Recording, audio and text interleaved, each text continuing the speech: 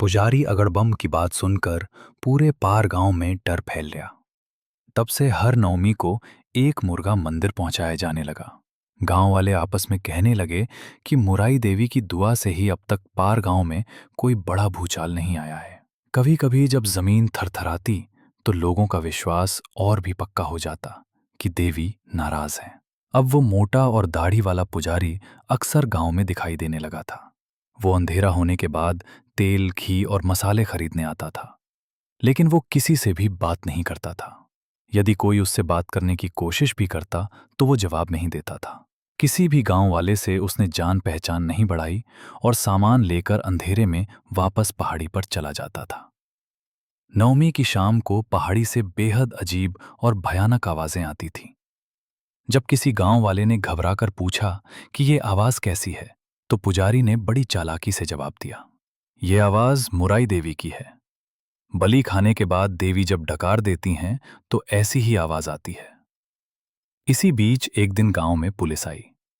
बंबई में एक बहुत बड़ा डाका पड़ा था और सोना चोरी हो गया था। पुलिस को शक था कि चोर पुराने शिरपुर गांव में छुपे हैं। जब पुलिस मंदिर की तलाशी लेने पहुंची तो पुजारी आंखें बंद कर बैठा था। पुलिस को देखते ही वो जोर से चिल्लाया, क्यों आए हो? मेरी समाधि भंग करने के लिए? मुराई तुम्हारा नाश करेगी। पुलिस काफी देर तक तलाशी लेती रही, पर उन्हें कुछ नहीं मिला और वे वापस चले गए। दीपावली की छुट्टियां शुरू हुईं और पार गांव के कुछ लड़के जो बंबई में पढ़ते थे गांव वापस आए। उनमें से एक था सुभाष, जो कॉलेज में पढ़ता था। जब उसे पुलिस के आने और मंदिर के पुजारी के बारे में पता चला तो उसे कुछ गड़बड़ लगी। सुभाष बोला, जरूर दाल में कुछ काला है, हमें इस रहस्य का पता लगाना होगा। सुभाष ने अपने साथियों किशन, विकास, राजेश, माधव और आनंद को अपने घर बुलाया। राजेश थोड़ा डरा हुआ था। राजेश बोला, क्या हमें घर वालों को बताना नहीं चाहिए? अगर वहां सच में भूत हुआ या हम वापस ना आ सके तो? सुभाष बोला, देखो, भूतों से मैं अकेला लड़ सकता हूं, बस इस योजना का किसी को पता नहीं चलना चाहिए। अगली नवमी को मुर्गा पहुंचाने की बारी एक गरीब किसान भिकाजी की थी। वो बड़े बेमन से टोकरी में मुर्गा और कपूर लेकर पहाड़ी चढ़ने लगा।